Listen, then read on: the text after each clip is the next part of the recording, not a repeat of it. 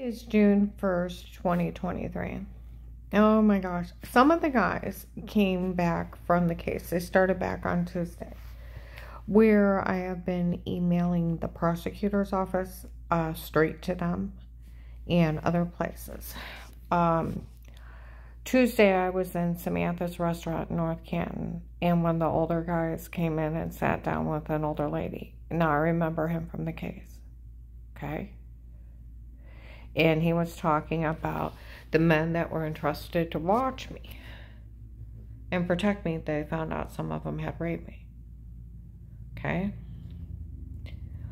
I take my client over and we get our nails done. This big, huge guy comes in, and she's laughing because we're in a nail salon and he's getting his nails cut. And, you know, a comment was said around us. Well, we all know that they could have beat her to death. And they're still driving by. All right.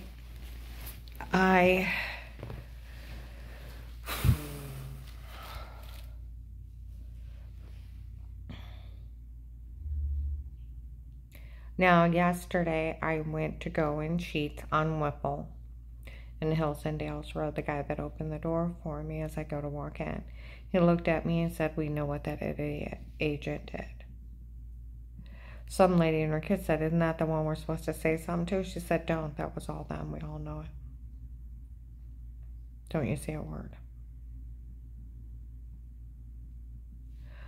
Okay. Today, I've been Akron at my clients. Now, there was several different people. I only know their names because what they called them when they walked by. There was this one guy named Steve. He was heavy set, 6 foot, about 250, 300 pounds, black hair, dark eyes, and black glasses. He was a bad guy. But there was another guy. They called him Steve also. And he sort of reminded me of my brother-in-law, Craig. Okay? Older white guy with grayish hair and glasses. He walked by me today. Thought I haven't seen you in a while. I'm outside sitting with my client. And somebody said, well, some king had found out what happened to her and was having his men watch her. She knew better than to say anything. That's why no one helped her. Well, you failure to protect us, abuse, and misconduct. And then somebody said, "What do you mean somebody told on her before?" Is that what's going on? Okay, there is no king watching me. And now having his men make sure I'm all right. If a king was watching me and found out what happened to me, and they were that rich, they would have just picked out a house in another state and moved me. It's another scam from the drug cartel. Everything's a scam from the drug cartel. Just like that guy I went out to eat with said a bunch of things and said that it's a drug scam from the drug traders, human trafficking, everyone out of this area. This whole thing is a drug scam. It is. It's a Ponzi scheme. It's like when I was young up in New York, they used to call it barbershop scams, where they would have a barbershop in the front, candy store, pizza place, and then in the back they would money laundry, have money going through. They would also have drugs. They'd have their prostitution. They'd have the dirty businesses in the back and the legit ones up front. Okay? This is what this is. See, everybody left the other night. That crazy girl, Michelle, showed up outside my clients at Turquoise Street. I walked out. They did all this for me because of who my dad is. And I'm the only one been with Dave. She's got throat cancer from smoking. We told the doctor not to say anything to her. And she'll eventually die from it, and I'll be rid of her for good. I told you what all those people did for me because of who my dad is. I went out later, everybody was gone. They realized she was lying. There's HIPAA violations. I don't have throat cancer at all. I have a pulled neck muscle from lifting a client last year, and it doesn't get right because I sleep on a couch. I had an MRI report. More than one hospital looked at it. There's nothing wrong with my neck besides a pulled muscle.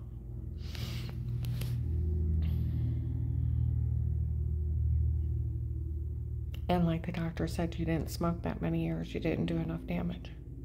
You should be fine.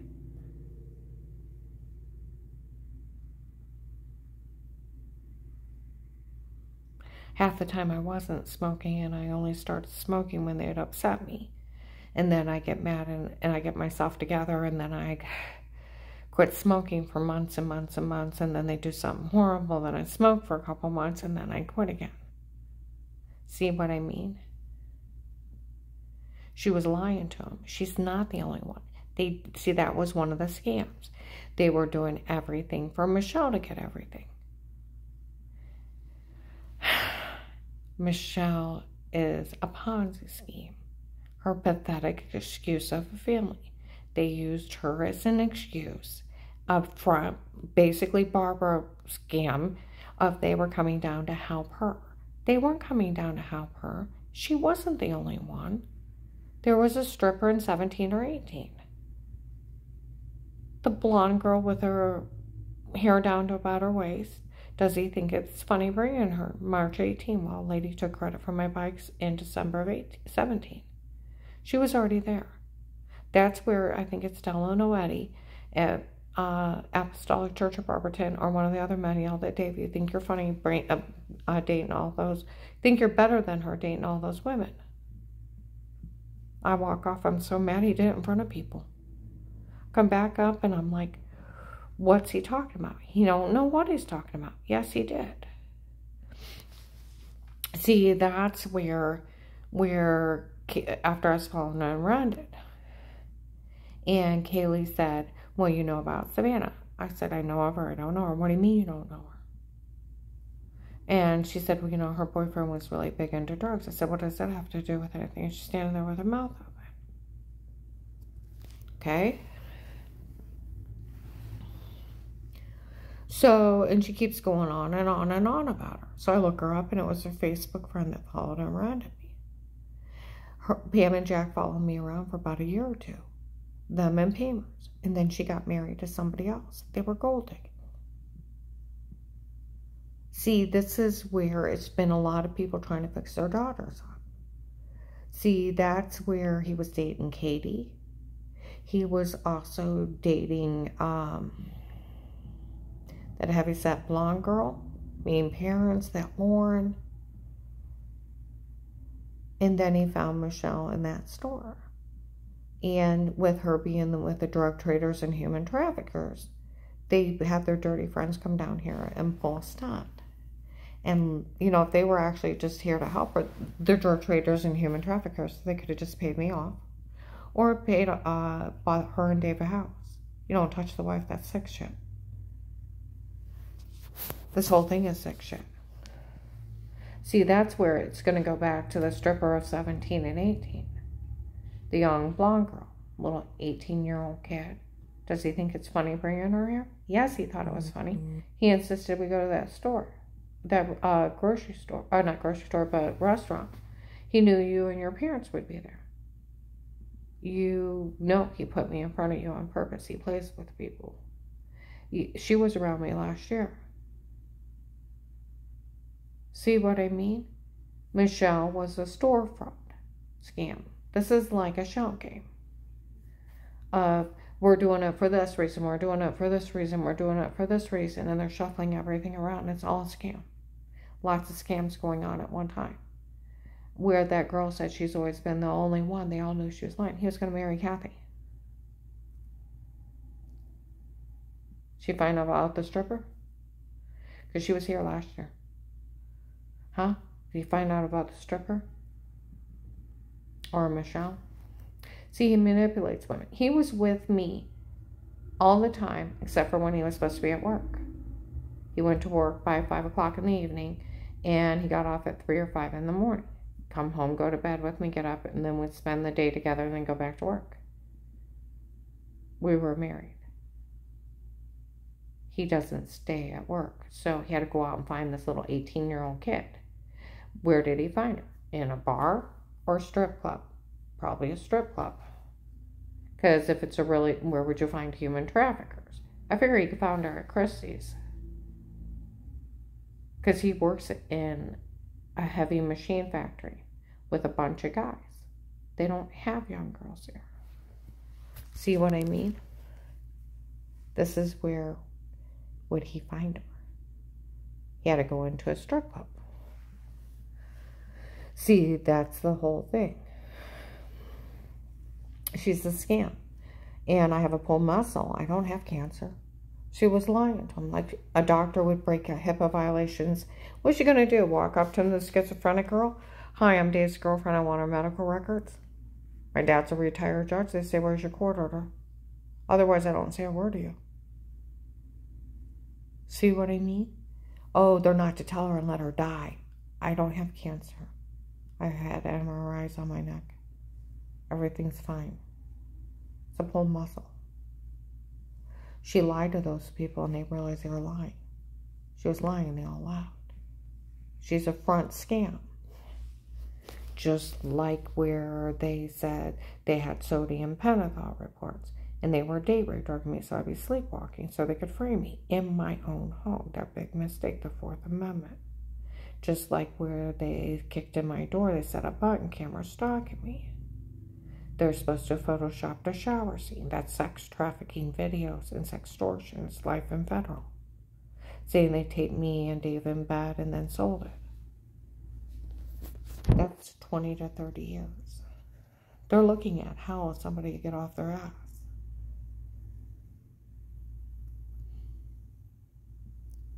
Just like they said there was an attorney involved. There's no attorney involved. An attorney would tell them to shut the fuck up. You'll go to jail for that. See, if Dave actually admits to a prosecutor, an agent, or officer, he hired that guy named Pete on his own to tape me unaware, and he was the only one up there doing it, like he told Danny April 15, 16, 23. If that agent that called me back, if he knew, this is where it's going to come down to, if he knew about retired Judge Pete kicking in my door, he was stalking me, Dave hired a stalker. He didn't arrest him. Under the Fourth Amendment, federal constitutional law is a right to privacy. Okay?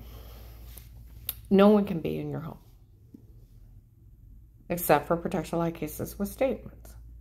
See, that's where he should have, like that officer up in Akron told him.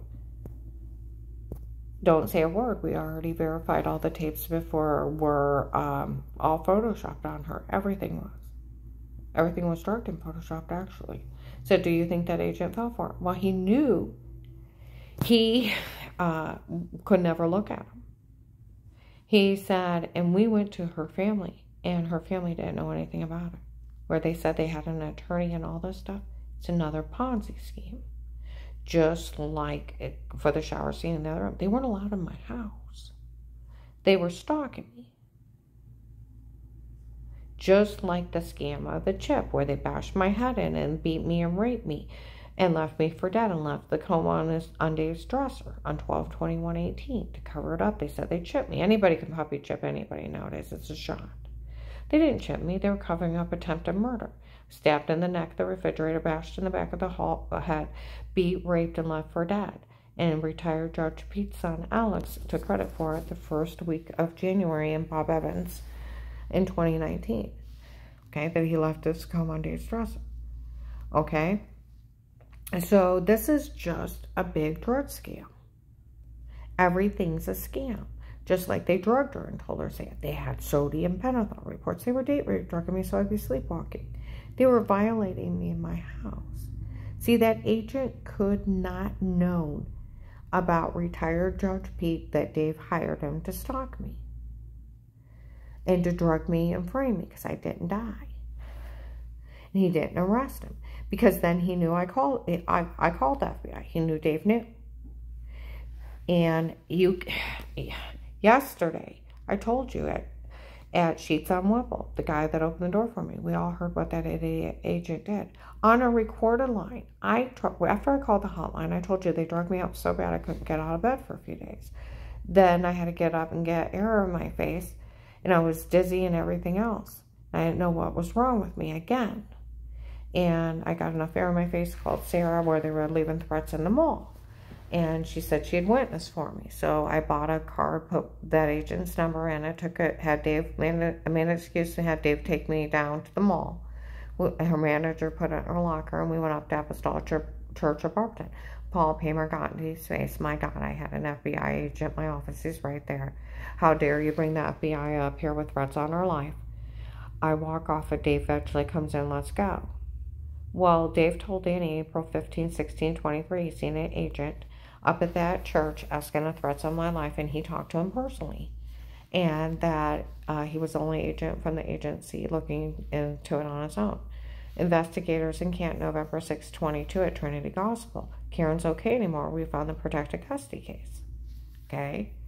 And they were talking about the different parts of the case. And said, well, you know, the agent that called her back, it was verified by an officer, that he'd seen him tell on her before she called him back. Oh, my Lord. There were several officers up there, actually.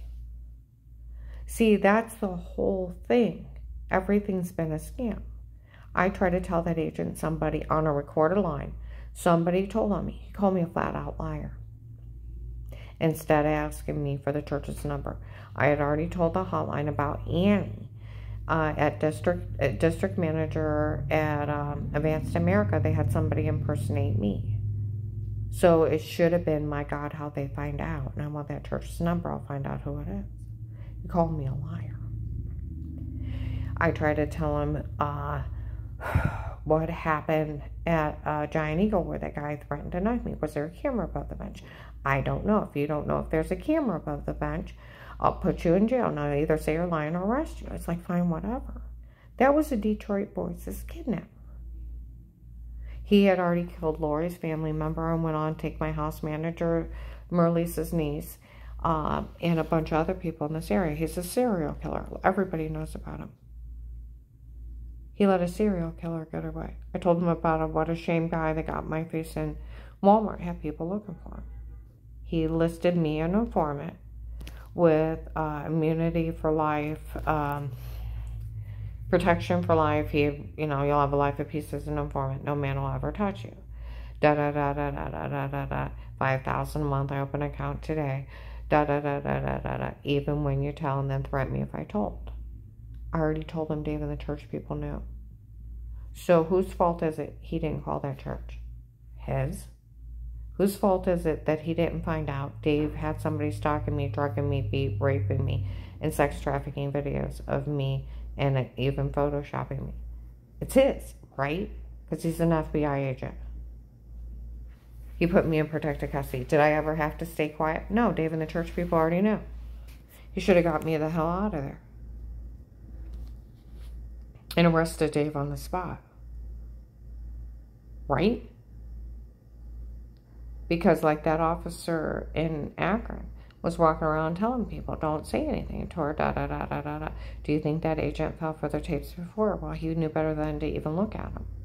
We went to her family and they didn't know anything about it. They've had to show Photoshop everything. We verified it. They also admitted to drugging me and telling me to say it in front of him. And that they did Photoshop everything. A big long list of them. So whose fault is it? That agent's. That was the Detroit Boys' kidnapper. He purposely let him get away. So whose fault is this? I told you I didn't believe it was real. So when I heard Dave threaten Dixie and the baby's life, and had a list, I Googled the office, I found it. And she yells out, he's got a list, I'm working on it. Just like when I seen the guy and he took off through the side woods, you tell those police up there to get a hold of it. We're busy. They were too busy and too arrogant to look into it. One retired in 18 and the other one retired in 19. And retired Judge Pete's been telling everybody he's Karen's will. He's an FBI agent from the FBI Drug Task Force in Canton. And the drug cartel that was here have impersonated federal officers. The FBI still owes me $5,000 a month And I told my friend that used to work at the Stark County Prosecutor's Office. He told me this whole thing's a fraud scheme. Where that guy said it was a drug scam. He said it's a fraud scheme. Where they kicked in the door, they probably did set up on cameras. They could never use it against you.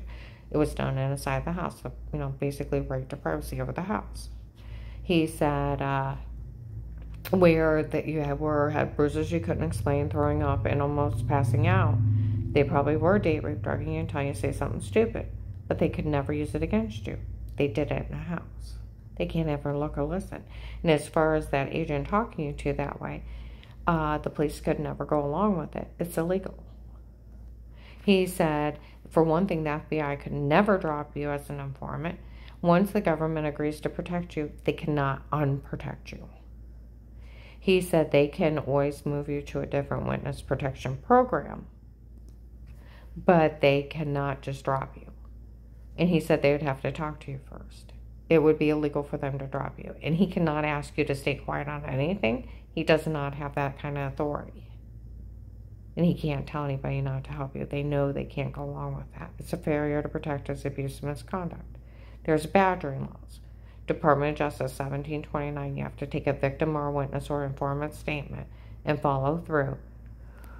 Or it's badgering, obstruction of justice, tampering with evidence, and tampering with witnesses. It's 5 to 20 years. Failure to protect is abuse and misconduct. That could be life. What that officer said, we've all been getting phone calls. That there's no excuse, none of this ever happened. Defrauding anybody is wrong, and defrauding victims is worse. And there's no excuse for any of this. See, that's where his behavior made no sense. He was just too arrogant and too lazy to look into anything, tell the police to get a hold of it. He didn't even bother. And that retired judge was telling everybody he was an FBI agent. Then he retired. He even told my friend from the prosecutor's office, said, what I worry about is that agent retired and nobody else picked up your case and you're on a cold case file while the case is still going on. It's exactly what happened. They still owe me that money. I told the Director of National Intelligence and the Department of Justice. See, that's where the whole thing of it is. Him, the way he treated me, there's no excuse. And then made me beg for my life, listed me informant for life, and money for life. And I'll pull you out if it gets too bad. He left me up there to die and let a drug cartel walk all over me. There's RICO charges. You want to defraud victims and steal from the federal government? That's a big no-no. I did tell the Director of National Intelligence and the Department of Justice. But he did open a protected custody case with statements informant. And he did have an officer talk to Dave around September 27th, 18. We got our wood burner in on the 29th. And I'd already just got done talking to that agent. See what I mean? I'm going to upload this, but people need to realize this whole thing is a Ponzi scheme. And they're just making up things left and right from where they were violating me before I called the FBI hotline. It is that agent's fault. He did not look into anything on his own, where he said to trust no man. You trust no man but yourself, and you look into it yourself. If he would have known Dave was having that man stalk me unaware, sex traffic videos of me and Dave in bed, if he would have known he was drugging me, beating me, raping me, leaving me infected, bruised, drugged, almost throwing up and almost passing out, and had been happening all summer long, and he knew those heinous crimes were happening to me. He knew about the shower scene and the drugs and told us they stuff. They were admitting to drugging me up in front of people and in front of investigators the first month, and here they've been doing it all summer long. This is that agent's fault. Every bit of it.